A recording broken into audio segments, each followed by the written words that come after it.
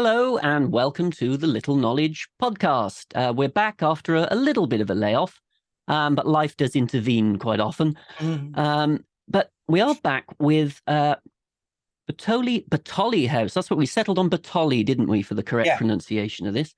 Bertholey House, and how it inspired a writer and has all sorts of, well, quite intriguing things that have happened to it over the years. So we're going to go through that. My name's Paul Busby, and with me, as always, is Goff Morgan. Hello, Goff. Hello. Greetings to you. Nice to be back. You sound very clear, Goff. I am crisp and nicely enunciated due to my early training in the theatrical arena. Yeah, nothing to do with the quarter of an hour we spent wrestling with a microphone then before we got started here. Oh, yeah, it's one of that. Oh, God. And, it's like, I blame Windows. Windows, you are evil, because Windows keeps updating and fiddling around with drivers and poking this here and jabbing that there, and all of a sudden everything you've set up nicely just goes pants on you. Yeah, it does happen. But if you've a very out-of-date phrase now, that pants. It's almost an archival phrase I'm trying to reintroduce and reclaim for us.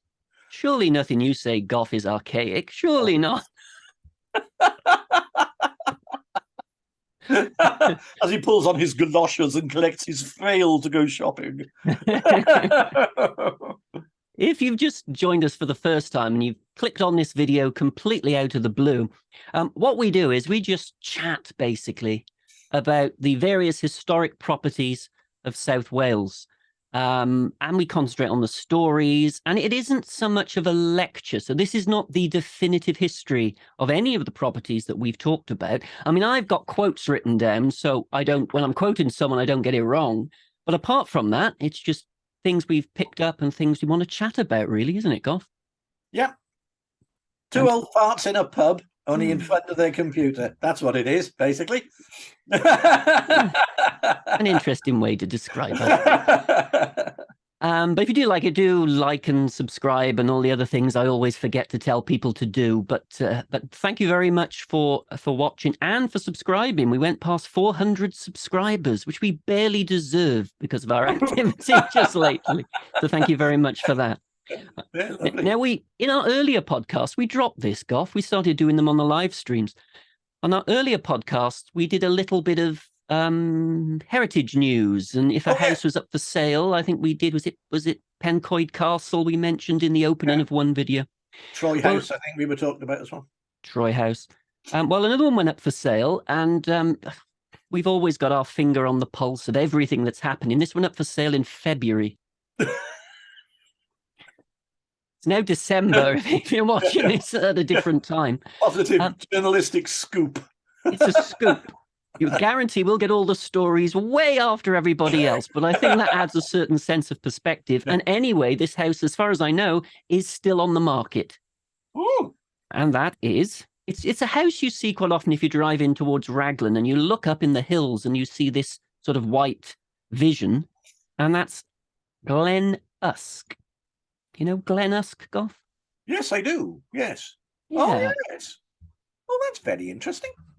Yeah, it's what's that very Palladian building by it there? It's marvelous. I mean, they're trying to build. It's built in 1820 by the Mackworths, and the Mackworth family have popped up twice on this podcast.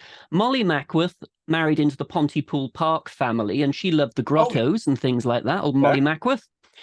And also Margaret Haig Thomas, late Lady Ronver, she married a Mackworth as well. So if the name Mackworth has turned up, they were baronets and they moved to South Wales. Their home in South Wales really was the Knoll in Neath, which did not survive the mania in Wales and indeed in England and Scotland of the 1950s for destroying any country home that happened to be anywhere near you at the time. Yeah. Generally quite dramatically as well. They didn't just let it fall down, they tended to blow them up, which is really quite astonishing.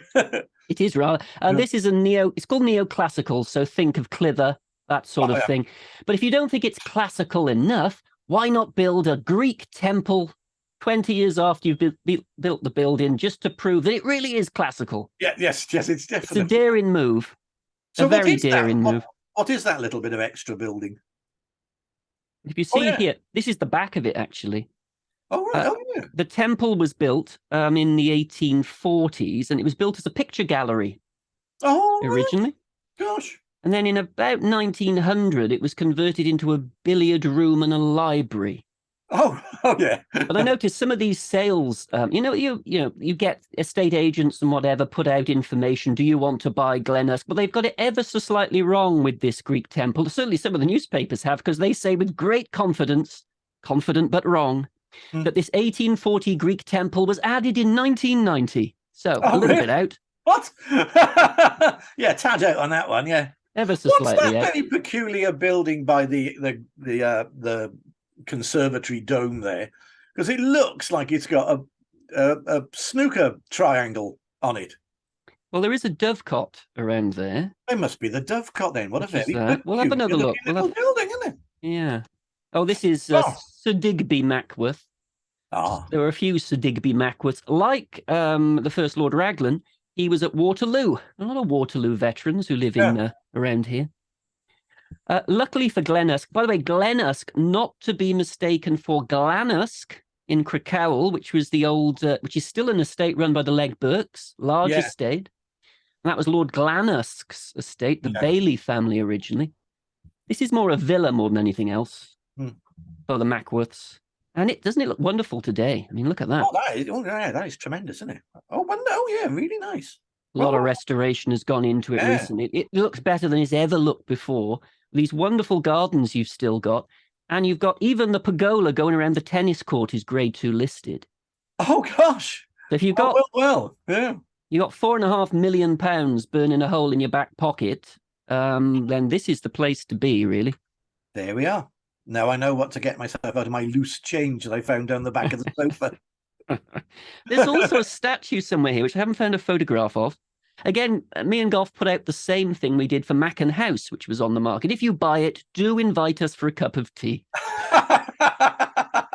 It hasn't worked yet, has it, Golf? No, we'd love to pop round. Yeah. There is a statue called Robin Hood, which is early 17th century. Oh. A bit battered. And it was moved here from Llantarnam Abbey. Because at Llantarnam Abbey, it was stuck in a field and it kept being vandalized. Oh. This is early 17th century statue, which I still haven't seen a picture of. But if you buy, you get a few things. If you buy Glen Usk, you not only get, presumably, the Robin Hood statue, you also get peacocks, which have been the guardians of Glen Usk for a long time. The peacocks come with the building. Oh, very nice. I'm glad you clarified the birds, because you would have figured you actually bought a number of chain stores specialising in cheap underwear. Well, I tell you what, the way things are going. Bye, Glen Usk. Get Debenhams. It's lovely. I mean, look at this. It's a lovely. That building by the gate there. That's the one that's got that peculiar triangle on it. I think there's a clock tower around here, if I remember rightly. I think it could be a clock tower, but we're seeing it from not the perfect angle. Yeah. But if we go in it... Oh! Now, this clearly is where they keep their pet pterodactyl. Huge bird cage there. Yeah. We have very bored little canary thundering around in there. Canary that gets lost in its own cage. And if it gets out, you never spot it against the walls, would you? You perfectly camouflaged territory for canaries. Now, when they were remodeling, really bright yellow, that sort of cheerful colour, isn't it? It's a cheerful, almost Indian yellow, isn't it? Which was popular at that time. This bit here wasn't here, so the front door probably started where those columns now are. Oh, right. They've added a bit on. Yeah. Again, the reason we're looking around this is a little bit of nosiness, but also you can see the original Regency fit-ins, such as this splendid fireplace here. Oh, right, gosh. And it is a wonderful cantilevered Georgian staircase as well. So that's got to be the original 1820s staircase. Now, I know what you're thinking, Golf, because you always, whenever there's a child around, you always make a comment. I still haven't forgiven you for a couple of the comments you made about a certain Gare House tragedy. Ugly, ugly child. Yes, that child was, but these are fine. Now, if it's your children, I think it's fine. But if they're not your children, I think this acts a little bit like a burglar alarm, because any burglar that gets in here has to go past the children's eyes to get upstairs. That's quite sweet, isn't it? It is nice, isn't it? Yeah, But yes, those children scrub up nicely. they do. Yeah. Oh, billiard room. So if Colonel Mustard is around, you can murder him in the billiard room to your heart's content. Yeah. Now, this is the basement. You've got your own bar. Oh, good. Oh, heaven's sake, yeah. You've got your own bar. There's a dining room down here. There's a lounge area. So it's 4 stories, this building, and they've really made the most out of the basement. So this, I presume, would have been, oh yeah, like I say, cellar areas, I presume, where the kitchens and storage and wine storage would have been. That's right. There's still 2 bits as a wine cellar, but they've imaginatively used the others, such as these, which could have been maybe a spirit cellar. Yeah. And they've used it as a games cool. room. Oh, cool. Oh, I love that air hockey. Oh, do you? That's your game, is it? I used to play that many a time as a child. My father and I would whack little metal pucks at each other. Oh, yes, great. And then you bought a table. Oh, yeah. Yeah. Then we went on holiday because the police intervened. But apart from that, it was lovely. I do love this temple added for some unknown reason. I mean, as a picture gallery, I do like it very much. And inside is interesting. I mean, you used to be able to get to it through a servants area, but now the kitchen is around about here. Yeah. Which is rather grand. But there's wonderful little corridors like this you have to go through with tapestries on the wall. Yeah, very nice. I'm going to show you inside part of the temple now. And they've added that gallery later. Yeah. I don't know what that bell is. I'd love to know. So if you're the current owners of Glen Usk House, tell me what that bell is. Yeah. Oh, interesting. And of course, they've turned it into a cinema now. Oh, if I ever become thoroughly rich, I shall have my own cinema. That's what I've decided. Well, yes. And also here, I was worried about this when I saw the picture, because it looks ever so slightly ghostly, these brown shapes. Well, after seeing some of the original photos, it's basically because they've stored stuff there. When they took the photo, they must have thought, well, it doesn't look very good showing... Are you a Photoshop expert? Yes, somebody said. Yeah. I can make all that stuff disappear. You wouldn't know it was ever there. Still better than me with Photoshop. Yeah. The view's not bad either. Yeah. Oh, look at that. Oh, the Usk Valley is absolutely fantastic, isn't it? It's a beautiful county. And really, actually, what you're looking at there is the... Yeah. You're looking at the Celtic Manor golf course here. Oh, right. Right, yeah. So when the Ryder Cup was on in 2010, they could quite frankly have seen a lot of the later holes from your house. Yeah, that's right. Yeah, sat on the lawn, got the binoculars out. Oh, wow. Wonderful. And actually, you can see here, if I zoom in what I meant, they've added this bit on the front. Yes. So before you used to go straight in. So it's an interesting... So the angle we're looking at it from now is the front of the house. This is the front. When the other side, we were looking at it from the back of the house. That's right. Really intriguing. Yeah, absolutely. Okay. Isn't it funny? Because the back of the house looks the most impressive vista of it. You think they would have wanted to approach the house that way, wouldn't you, when it was built? Because they were very conscious of the approaches to these houses and creating the most, dramatic or powerful effects or whatever. So it does seem quite interesting that the house seems to be the other way around. You're actually going out towards the view as opposed to coming out towards the view of the house. That's quite intriguing. Sure, there were reasons why they did it that way. Whether access or roads at the time, who knows? Yeah. But yeah. Anyway, that was our little look at Glen Usk, and we've both decided that we want to buy it, I think. Oh, yes, I'll have a little bit of go at it, yeah. You're very atmospheric now. You've got a nice glow. Yeah, I mean, it's got a bit the natural light had faded, and I was looking a bit gothic. So I thought, let's put a bit of cozy on. There we are. We will mention Arthur Machen later, so you can bring your gothic back for that moment.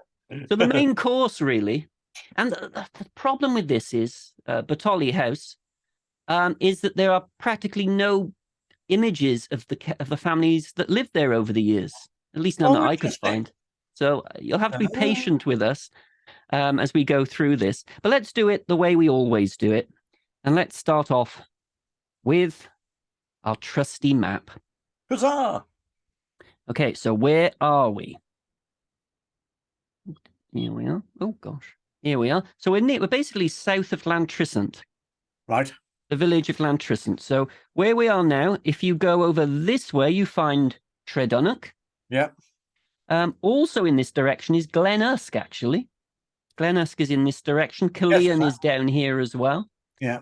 And right in the middle, we have Bertholey House. So there we are. And it looks, again... And if we... Yeah, I was sort of right, because if you look at the road systems, you see the turning circle. Oh, no, it's not. I'm talking gibberish. You're talking about Glen Usk. We're on to Batali now. Yeah, Batali House. Oh, I'm talking about Glen Usk. Oh, yeah.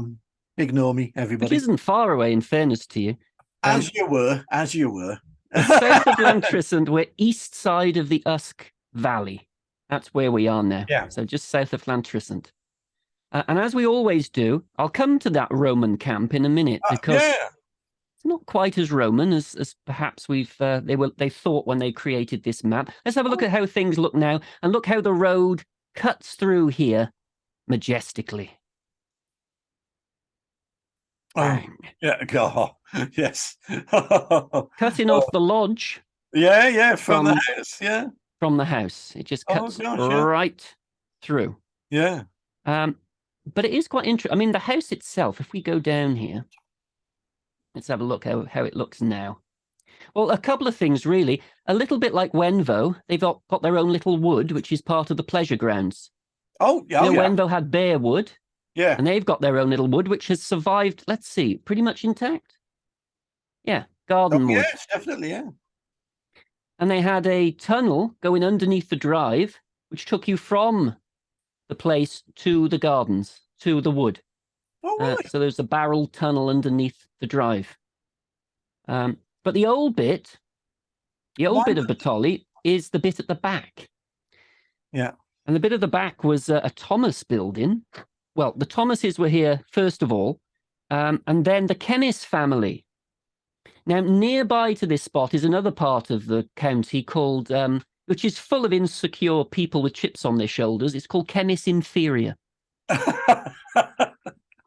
And the Chemist family moved, obviously, from Chemist Manor, which still exists, and moved to here. And in 1616, built a Bertholey House.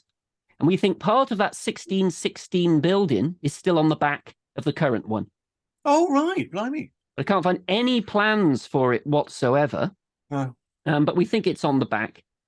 And, but the thing, if you look at his will, by the way, this guy, Sir Edward Chemist, who rebuilt it in 1616, it's quite interesting because there's clearly a building on the site before the 1616 building, because in his will, he requires his son to allow Joan, his widow, to enjoy all that part of the mansion called Bertholey, which is known by the name of the Old Building. Oh, right. I.e. from the upper end of the hall southwards. Oh, right. So clearly the old Thomas building was still there. Yeah. And the new building then was the 1616 Chemist building. Yeah. And it's always been there, that 1616 Chemist building, attached to the more modern building we'll talk about a bit later on. Hmm. But what I did want to talk about, of course, is let's get back to the Roman camp. Yeah. Also, did you see St. Bartholomew's Church there? And let's get this back. St. Bartholomew's Church was actually they call it a church of ease, or a chapel of ease. It means if you can't get to Llantrisant, you can actually go here. Oh, right. The smaller chapel, it's easier to go here. And we know in 1895, it had been a cowshed for many years, St. Bartholomew's Church, and starting to fall down. Now it's just really the footprint and a little bit of wall left. Yeah, right. But in 1895, they do say there were graves around here. Oh, interesting. Which were later used to pave a driveway or a road. They used gravestones to pave a road with. But the Roman camp, remember that's there, St. Bartholomew's Church, or Chapel of Ease, with the so-called Roman camp. Yeah. Because we've got a little image of that space taken a while back. If I can... there we are. Oh, right. So that's the nice square mound. Some called it square, yeah, mound on the ground. Yeah. Some called it a Roman camp. Some thought, oh no, it's Civil War fortifications. But what Cadw now believe it is actually a lot rarer, and that's the site of a moated medieval manor house. The manor house, the original manor house of Bertholey, or Batali. Oh, right. Oh, how interesting. So the original one was the other side you can see here, and the De Clares owned it in 1295, and you could sort of rent it from them, sort of thing. And it came with the nearby ferry as well. So you got your manor house from the Clares, you got the ferry, a little bit like the Lewises of Saint Pierre. You know, the Lewises of Saint Pierre ran the ferry? Yeah. Well, you ran the ferry here as well. Good source of income. Good source of income. The absence of bridges on the river. Well. It's also comparatively rare to find evidence of a moated manor house of that period in Wales. Yeah. But it hasn't yet. It hasn't yet had an investigation of it. So it's ready for someone with the money and the time to actually have a proper look at this. But it's tricky. So it's there. It's certainly a possibility. But by 1803, the Chemist family had sort of run their course, you could say, because they sort of die out, this particular branch of the family. They're still going strong at Kevin Mabley, as we know. We know about the Chemist family at Rupera Castle as well. But what often happens is you'll have a daughter, the daughter will marry someone, and the family and the house will continue in the husband's name, won't it? Yeah. That's essentially what happened here. In 1803, it was described as an antiquated mansion, the hanging groves and dark mantling woods of Batali. So that tells me that in 1803, it was still the old 1616 Chemist stone mansion, doesn't it? John Gardner married into the Chemist family, and he brought with him 270 slaves. Oh, really? Yeah. What, here? No, not here. On Jamaica. 270 enslaved people. Good Lord. Which is why the sheriff, as you've mentioned on the podcast, the sheriff during the Chartist Rising, the sheriff of Monmouthshire during the Chartist Rising, had compensation in 1835 because he'd inherited these 270 enslaved people from the Gardners. Yeah. So that's how it works. Oh, right. Interesting. Because the Gardners died out as well, pretty much. And the last Gardner, Jane, married a man called Colthurst Bateman. And Colthurst Bateman was the sheriff during the Chartist trials of 1840. Oh, well. Oh, interesting. The Batemans were from County Kerry, and they had a fair amount of land in Ireland. And Colthurst moved into Bertholey House, married a chemist, and continued on its way and rebuilt the property. And like I said, in 1835, he made over £4,000 compensation for the 270 enslaved people. And that's equivalent. You're looking at upwards of nearly 4 million in today's terms for that money, aren't you? It's a lot of money, isn't it? At that time, it's a huge amount of money if you put it through any sort of currency conversion type things you can do online quite easily. And it is the equivalent of millions. It shows how much income was being generated if that's the money they were compensated for losing by not enslaving people anymore. Absolutely. And Colthurst Bateman decided to rebuild this antiquated mansion, and it looked obviously very different because it looked like that in 1830. Oh, right. And he completed the new Bertholey House. And you can see it has a 2-story porch with a veranda. Oh, yes. So that was the idea behind that. But around the back, becoming servants' quarters or servants' rooms, maybe the servants' hall, was what was left of the old Chemist 1616 building. Right. Which, as far as I know, is still there. But I haven't seen a single plan or a single photograph of it. Yeah, just guessing. He's just educated guess. Yeah. Educated guess, that's right. For all the money he might have made out of the compensation for slavery, it didn't help Colthurst Bateman. Remember, he has an awful lot of Irish land, and there's the massive agricultural crisis in Ireland in the 1840s. And what Bateman does is he reduces the rents, but continues his spending. Oh, right. So the creditors come Yeah. calling. Yeah.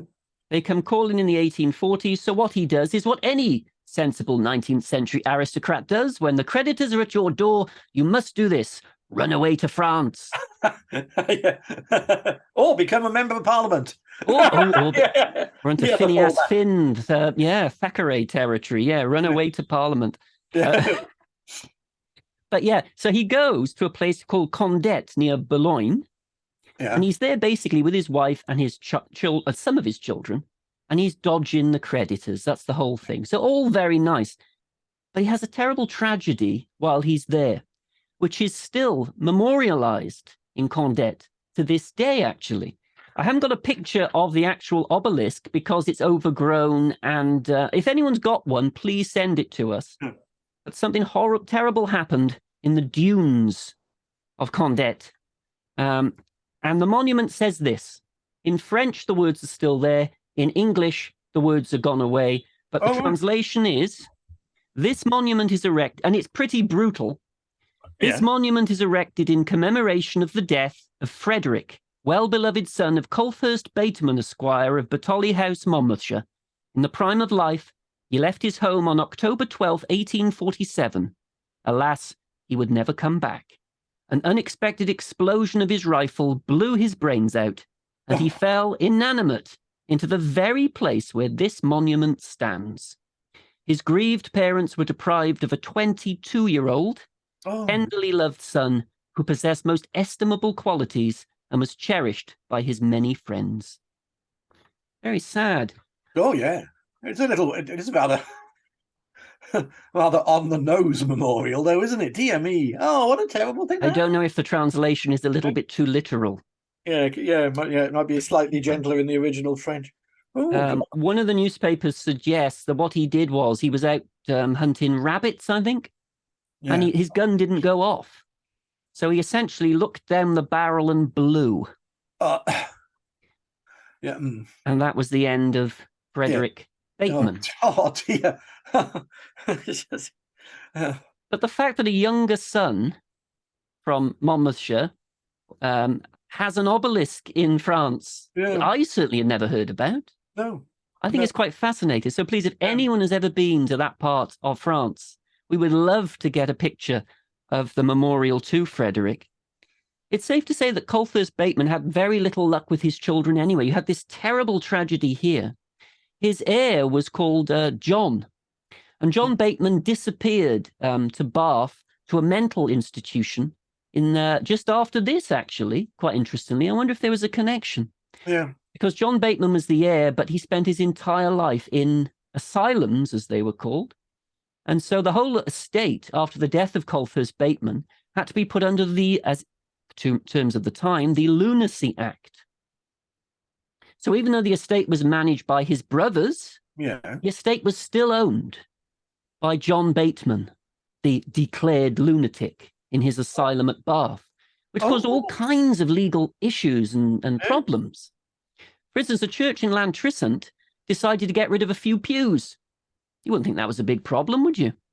Would not have thought so, no. No, except if you're the master of Bertholey House, you were entitled to 4 pews in this church in Llantrisant, and they were getting rid of them. Oh, right. And John Bateman's brother sort of fought a legal battle for 4 pews. Great. It's amazing what you do, really, isn't it? Yeah. I mean, he had very little luck, like I said. So you've got John Bateman, who was, in the terms of the time, declared a lunatic and was at Balebrook Asylum in Bath for most of his life. You had poor Frederick, who died in these dunes in Colette in France.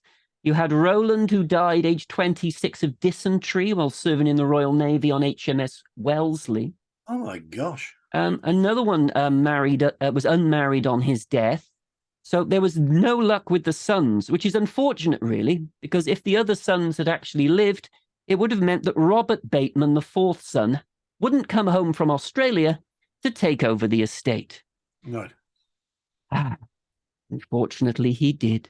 Oh, yeah. The whole idea that he's coming back from Australia is rather interesting because as we know, there were two ways to get to Australia, really, wasn't there? Well, there are more than two ways, but yeah, either you were sort of transported there, or your family more or less put you into voluntary transportation, As Thomas Prothero did like to Thomas Decimus. Prothero and Decimus. Yeah, you gave a troublesome son enough money to clear off to the other side of the world. And ideally not come back. Yeah, oh gosh. Yeah, don't worry about Robert. He's the fourth son. He's nowhere near the throne. Yeah. And then, of course, he takes over Bertholey House. He appears in newspapers for the first time during an election campaign where he has a workman coming into the house. And he just says as an aside to the workman, so, can I ask who you voted for in the last election?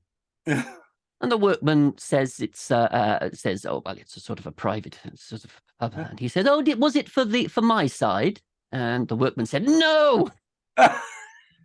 And so Bateman didn't use him ever again. Oh my God, Lord. Robert Bateman liked to win elections, but the image we've got here, gee, this is an Alamy stock photograph, so I don't know where the watermark has gone. I apologise to Alamy. It is one of yours. I can see it, yeah. Oh, is it there? It's very faint, yes, but it's there. It's good. I wouldn't want to sort of really for Alamy stock photos. Yeah. Oh, excellent. Yeah, That's good. It is there. Because what we have here is an illustration of what happened to Robert Bateman, the Australian black sheep of the family that came home. He'd married a Yorkshire woman called Mary in Australia, as far as I know. But on the 11th of June, 1873, he made the press when he assaulted Sarah Morgan, his cook, at Batali. Really? Yes, and what he did was this. He wanted her to brew beer. She told him that, well, she didn't know how to brew beer, but she'd be willing to assist someone who did. At this, the volcanic Mr. Bateman exploded like Etna. Mm-hmm. And he said no, he would make her brew beer, and he would give her 2 shiny black eyes for her trouble. He insulted her in the kitchen and continued in the wash house. The names he called her were not fit for a prudent girl to hear. He caught her by the hair of her head, drew her around the wash house, and pressed her to the ground. At this point, Mary, Mrs. Bateman, appeared with Miss Bateman and the son, hearing the cries, and separated them. Poor Sarah considered she was in danger of her life, so Mrs. Bateman, and this is very interesting, said to her, you should go for a summons. You need to go to the law about my husband. Well, interesting. No closing ranks. Yeah. No defense by Mrs. Bateman. She tells Sarah, go. It is quite tricky because he happens to be a magistrate for Monmouthshire. There's a surprise. But nevertheless, she applies for a summons and she gets it. And ultimately, they're very embarrassed about all this, as you can imagine. But in the end, he is bound over to keep the peace for 12 months and fined a sum of £100 and told to pay the costs. So well done to Sarah. Yeah.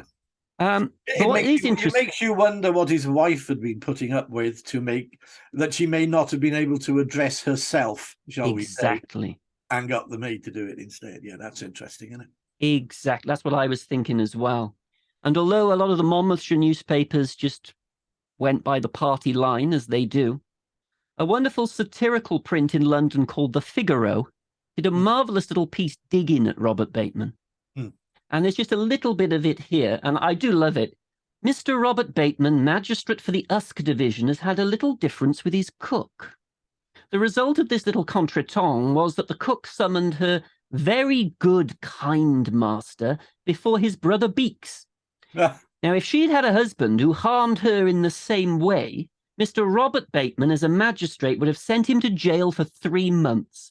But then there's a difference between a Christian and Mr. Robert Bateman.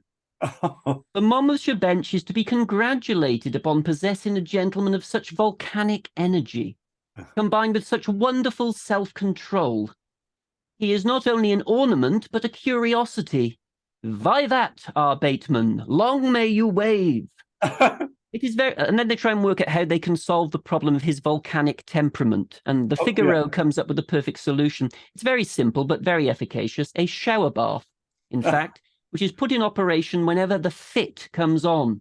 It's been very successfully tried upon a restive old lady at Warrington. Mr. R. Bateman should have the douse erected at once. In the meantime, should Mr. Robert Bateman break out again, immersion in the nearest pond might be tried as an alternative remedy.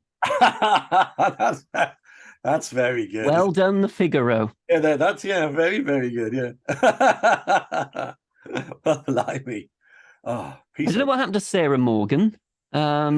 She actually worked for them 3 years previously, I found by digging around, and he fired her then for wastefulness. But I think then that Mrs. Bateman must have rehired her. You're right, Goff. There's a story here. Yeah, there is, isn't it? There's something else. Yeah, there's something else going on, isn't it? She's sort of taking her. She's having her day in court via someone else, isn't it? She's vicariously punishing her husband. That's very interesting, isn't it? Well, luckily, Mary, the Yorkshire woman, continued living at the Batali, I think, until about 1879, and then she left. Yeah. And it was often up for rental, Bertholey. I mean, in the 1840s, it was put up for sale when Colthurst Bateman had problems financial. So he would try, but nobody wanted to buy it, so it was often let. Yeah. And you couldn't actually sell it, really, while poor old John Bateman was still in his asylum in Bath. Quite. So, but when he dies in 1894, then they can sell it. There are no legal loopholes or problems. And so they do sell it. And they sell it to, let's see if I've got this. It looks a bit like this at this point. Ah. And they sell it to the Morrill family. So you've got Mr. P.H. Morrill and Mr. Thomas Morrill, who became mayor of Cardiff. And for art, we need this man, Mr. P.E. Morrill, the younger gentleman who decided to live at Bertholey House. Right. The Morrills were big Cardiff ship owners. Yeah, I thought I came across the name in connection with Cardiff. I can't quite remember how.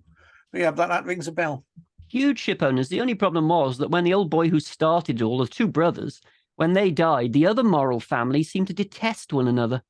Oh, right. And so internecine quarrels and wars sort of broke up the company pretty much at the time. But anyway, it's P.E. Morrill, the young man who decides to live at Bertholey. Have you heard anything about this fire, Goff? Because the fire happens on the 15th of March, 1905. Have you heard any of the rumours about this fire? No, other than the fact of the fire, I don't know any of the rumours that were circulating about it, no. Well, there are rumours that I've read several times on the internet, and more than once or twice in books, which don't quite fit the facts. So we'll try and pick at this. Because according to urban legend, you could say in the area, there was an irate, it could be a family member, which fits with the Morrill family, really, who got drunk and burnt the place down with his cigar. Oh, in 1905. Yeah. The problem I've got is the fire starts on a Wednesday or a Tuesday night, 15th of March, and we know who's actually staying at the house at that time. There's P.E. Morrill. Yeah. There's the housekeeper, Miss Jenkins, her niece, who's the housemaid, and a groom. There's only 4 of them there. There are no guests. Oh, right. So we'll come back to seeing if we can find a solution to this contradiction. What actually happens is the housekeeper, P.E. Morrill, has to go to London very early that day. So Miss Jenkins rises at 3:30 in the morning to bring him hot water. He's got the 6:20 train, something like that. Yeah. 3:55, she hears the sound of wood cracking. Never good, is it? No. And rushes into Mr. Morrill's room. Morrill apparently just got out of his bedroom before his ceiling fell, and he got the other servants up. Remember, there's only another 2 people in the house apart from him and Miss Jenkins. So he rouses them. Morrill then gets on the roof and pours water down the dining room chimney for an hour, trying to put this thing out. Yeah. There's clearly a chimney fire, right? Well, yeah, it doesn't sound like a cigar, does it? It doesn't sound anything like a cigar, and there are no guests or family members in the house, right? So he sends a man on horseback to rouse the Usk Fire Brigade. And there's one that's about 4 miles away. There's a slight problem with rousing the Usk Fire Brigade. It doesn't exist. Really? There isn't an Usk Fire Brigade? No, neither volunteer or professional in 1905. Oh my gosh. What Usk do have, as this poor bloke on a horse found out, was an old manual engine, but no one had the authority to use it in Usk. Oh, grief. This was a big scandal. Usk's Great Shame, it was called in the newspapers of the time. So he rides here. I mean, I don't know what time this is, probably about 4 a.m., something like this. Or no, maybe close to 5 a.m., looking at the timeline. So he gets to Usk, finds no one there can help him, so he has to gallop to Newport. And what's Newport from here? It's probably about 8 miles. Yeah, probably. 8 to 11. Yeah. So he gallops all the way to Newport. I mean, by now it's 7:30 in the morning, right? Yeah. He started off at 5 a.m. Yeah. Newport do have a fire brigade, do have the latest equipment, and immediately rush to the scene. Unfortunately, Bertholey is not the easiest place to get to. Well, no, quite. And they're going down country lanes and all that sort of thing. Actually, let's have a little image of the fire while this is going on. So they finally, by 7:30, the flames have broken through the roof. Okay, yeah, we're quite. What Mr. Morrill, 2 hours. What you can see here, Mr. Morrill has got what he could out, and what's happened is it's raining, but there's a wind, and it's the wind which is fanning the flames. Yeah. So although it's raining, Morrill is here, and what he's rescued is covered with old carpets to make sure it doesn't get ruined by the rain. Oh, right. So at this point, if the fire doesn't get you, the rain will. If you're an antique. So it's awful. Look at him looking. Look at that little statue there. You want to go, I wonder if that's Robin Hood. Oh, I don't know. But Newport have arrived, thank goodness, and they've started. But what Newport do, Newport Fire Brigade know what they're doing. They immediately look at it and think, this has been burning for 3.5 hours. The house is lost. But we might be able to save the servants' areas, which is the 1616 chemist building, if you remember. Yes, oh yes. The Newport Fire Brigade managed to save that. Right. But the rest is in a pretty terrible state. So they arrive at 8 o'clock. At 8:30, the massive roof of Bertholey House finally falls in. And they try and work out what on earth caused the damage. And they thought that it might have been an overheated chimney or a beam close to the chimney which had ignited. Right.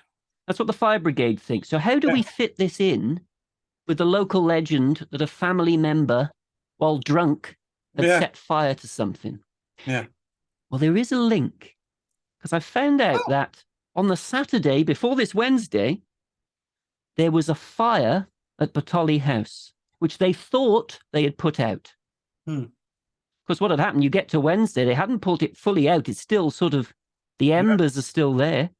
You get this wind, it fans the embers, the fire reignites. Oh, gosh. So I think that combines the facts with the legend, doesn't it? Yeah, so usually it's not one or the other. It's a combination of various, of both. Oh, well. That's what I think happened anyway. Might be wrong. Well, it's certainly possible, isn't it? Oh, God. Oh, now, Bertholey House in later years. I tell you what, Goff, before we talk about Bertholey House for our final bit, and as you can see, it's in absolute ruins here, about, I think, 5 years after the fire. Yeah. I want to talk a little bit about a man who knew Bertholey before the fire and the ruins, and yet seemed to be slightly intimidated by the place, even in its glory days. What do you think about that? Arthur Machen, isn't it, the man we're talking about? Arthur Machen, I'd say a very famous son of Cillian, and a very famous and quite influential writer of latter part of the 19th century and the early part and the 20th century, into the 20th century. Famous for quite a culty following, Machen. He's a sort of precursor of people like of Lovecraft and various things. He tried his hands at all sorts of writing. I mean, anything. He was a journalist for a while. He wrote articles and various things. He's most famous for actually inventing the Angels of Mons. Because he wrote it in a story, and subsequently people started to believe that the angels had appeared at the Battle of Mons. Well, no, that's Arthur Machen. But he was a writer of of very unsettling occult fiction in many respects. And he had a peculiar fascination, as if from a young man, with Bertholey House. He records how he sort of was ascending a hill, and as he approached the hill, he came at the whole vista of the Usk Valley opened before him, and he found how very awe-inspiring it was. But in the distance, you can see very vividly this very white speck of Bertholey House on the side of the hill with the dark looming woods behind it. And I think you have a nice quote from him there, don't you, Paul? Saying, you can say it better than I can. Did have. Yes. As he left the narrow, winding roads. Another problem if you're trying to get a fire engine through, by the way. Right, yeah. Repair a castle, people will know what I mean with that as well. Finally, to a view of the fabulous Bertholey House, which in Machen's words, stood on the boundaries and green walls of my imagination and became an object of mysterious attraction to me. Yeah, the boundaries and green walls of my imagination. What a lovely thing that is. What I find quite interesting, listening to the history of the story of this house has a sort of doomed reputation almost, doesn't it? Mm-hmm. You know, you've got madness in it. You've got, even right back in looking at the 1600s, you've got this reference of dark brooding woods in the background. So you were, and yeah, assaults and violence and madness and all these type of things. And it makes you wonder whether these stories had seeped into the local circulation. So by the time Machen breasts the hill and sees it in the distance, it has that weight of expectation placed on top of it. The opening section of his book, the Great God Pan, takes place in Bertholey House. A game which is quite interesting as well. It features an experiment conducted upon a young girl in which they are attempting to physically open the third eye to the experience of the world of it. And he goes all quietly mad, and the God Pan possesses her, and this, that, and the other. So yeah, that's the opening section. I think it crops up again. I was chatting to somebody about this morning. My friend Richard Frame, who's an expert, quite an expert on Machen, and I think he said it was he crops up again in the Three Imposters, Bertholey House as well, which is another a book of his. Fascinating writer, but Bertholey House seems to be something that was seeped in an air of malignity and Gothic.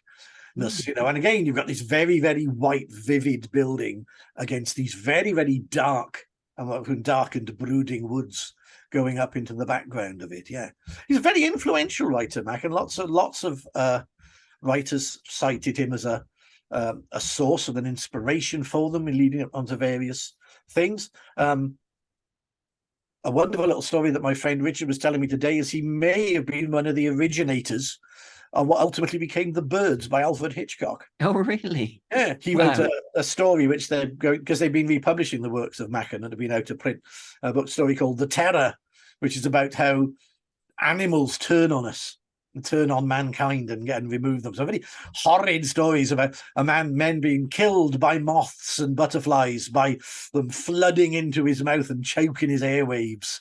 I have a similar problem with me, but it isn't animals, but toddlers. Toddlers. Yeah, toddlers block your airways ridiculously. Well, they love attacking me. I know that much. Filling you full of germs. So that story, there's an incident in it of birds bringing down an aircraft. And then a friend, I think someone Machen, that eventually wrote a book called The Birds, and met a friend of Daphne du Maurier and du Maurier's agent. Course, yeah. And eventually Maurier writes a short story, and it's all it's interesting route through this story. So Machen was a very influential writer. I mean, at fringes of the occult in his early days, where I think he more or less abandoned it eventually. A lot of people flirted with the occult in the late 19th century. Well, I find interesting with all of this, with Machen in particular, he might not necessarily have known. I mean, he was a man of Gwent, as he called himself, so he was a local lad, and he knew Gwent very well. But he might not necessarily have known some of the stories we've been talking about. And when he saw Bertholey, it wasn't a ruin. It's very easy, I think, to walk to a ruined house and feel Gothic horror. It wasn't a ruin when he felt that. No. I'm not sure that you can say he didn't know some of these stories. He may have known them, but not all of them. No, but I think what you got to say is those stories would have spread like wildfire. these the gothicy things that we think about, because families were very there's certain the stories about being incarcerated in an asylum in Bath, that would have got everywhere. Everybody would have known that. That would have I spread. guess you're right. Yeah, But it would have got around. Mm. And but again, if the assault on the maid got as far as the newspapers in London and the Figaro or whatever, they certainly would have been known about that. Good point. So a lot of those things, and family legends, particularly if you think how much they spread about the idea of four sons going down in a row and not being able to inherit and things like this, that certainly would have spread. So obviously we can't say he definitely knew them, but you can say that the house might have had within the area I don't think it's unreasonable to say it might have had a reputation prior to him getting there, seeing it. But I think the fire would add to that reputation, wouldn't it? Yeah, you got the stories of either a drunken guest or a drunken or a family member with a grudge. That's one of the urban legends. With a cigar deliberately burning it down.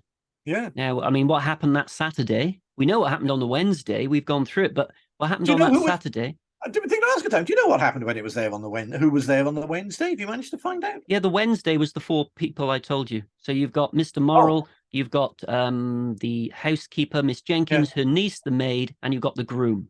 No guests, no family members. Who was there slightly before that? You said about the family. No idea. We don't know who was there on the Saturday.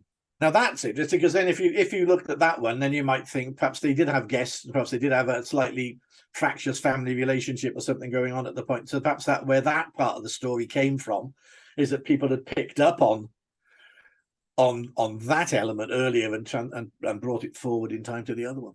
But maybe not, remember, because a weekend is when you're going to have a party at a country house. And remember that the Newport Fire Brigade went by the theory that there had been a fire on the Saturday. Yeah. The Morrills thought they'd put it out, but the wind reignited that fire. So if someone did deliberately try or drunkenly try to burn down the house, they succeeded, but days after they left the property. Yeah, exactly. Yeah. Fascinating. Yeah. It's one of our little local mysteries, I guess, there. Yeah.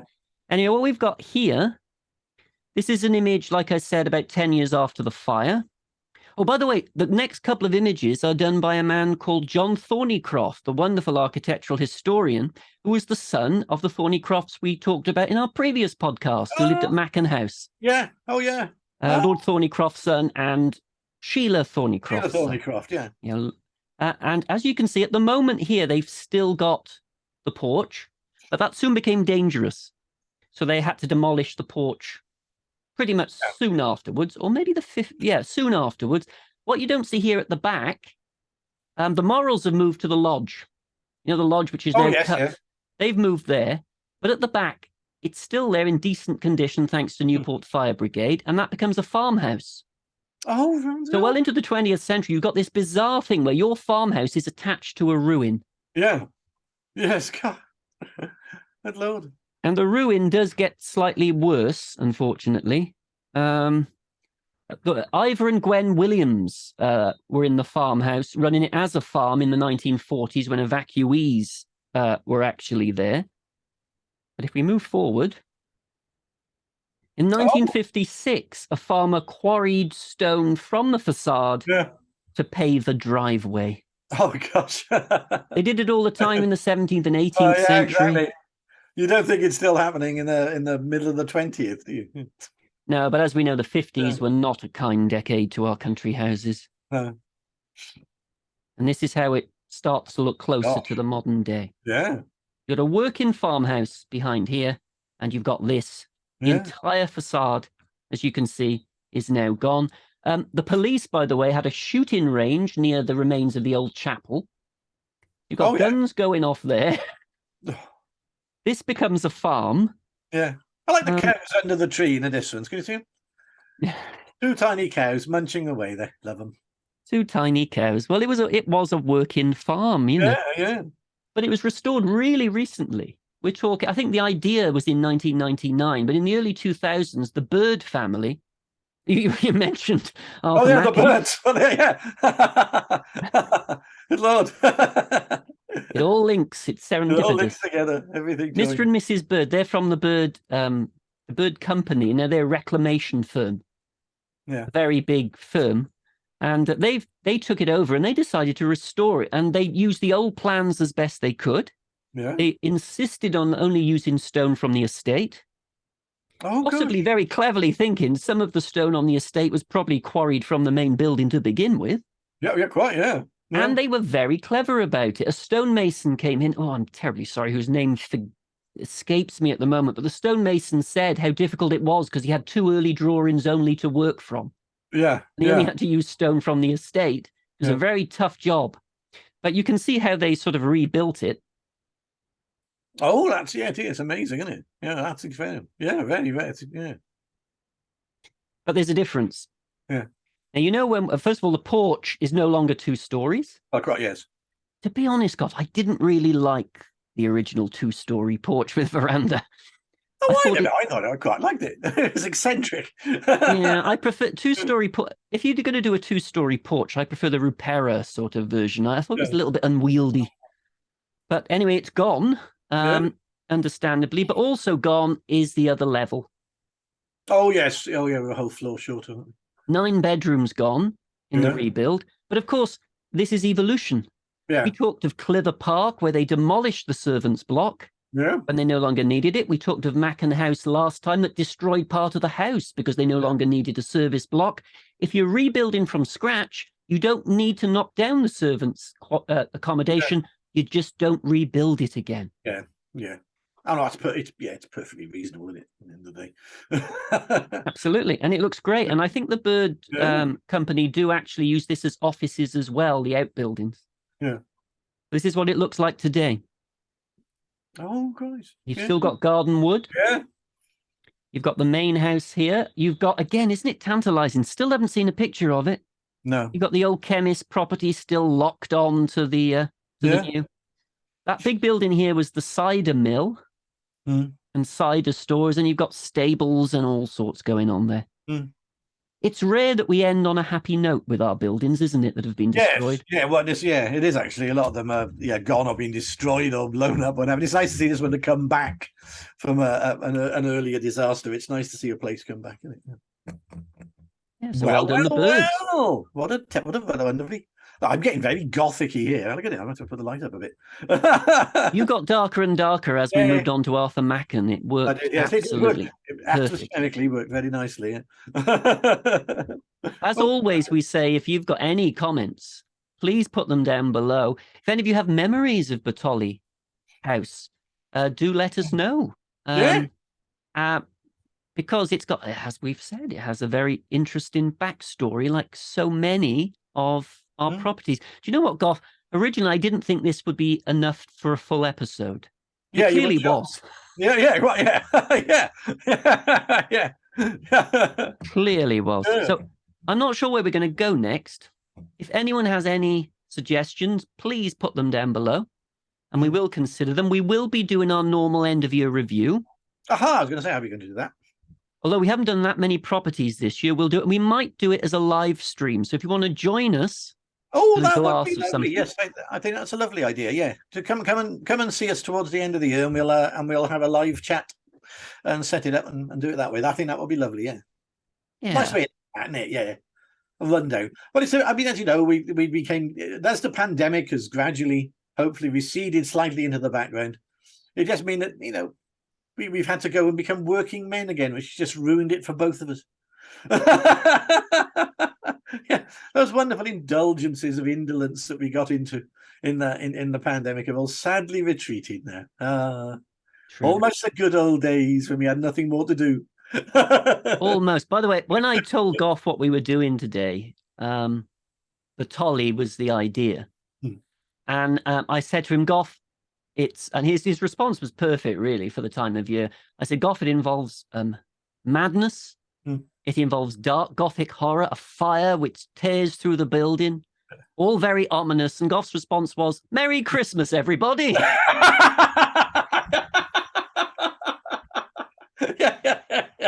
Christmas, everybody. I'm not sure what the right Christmassy property would be, but I have to say, come in soon at some point. Our most ambitious set of videos. But we're not just going to do one, we're going to do a series following the Morgan family and the history of Tredegar House, through the various ages. This Oh, is that going to will be be our great fun, yeah. Because we haven't been able to get our teeth into the full amount of the Morgan family before. We touched on them in Rupera, and they do crop up everywhere. So yeah, I'm looking forward to that. That'll be great fun because it's definitely a box set. It's it's a box set, yeah. yeah. Yeah, when you get onto the channel page, eventually you'll see box set of the Morgans of Tregear. Yeah. And that's stuff that we do know quite a bit about, don't we? So that will be quite interesting. Yeah. Well, thank you, Goth. Thank you very much. A pleasure as always, Mr. Busby. And thank you all for watching and subscribing and liking and all those other things. And I hope you'll join us again soon. Yeah. Before we go, Bye-bye. hello, Sean.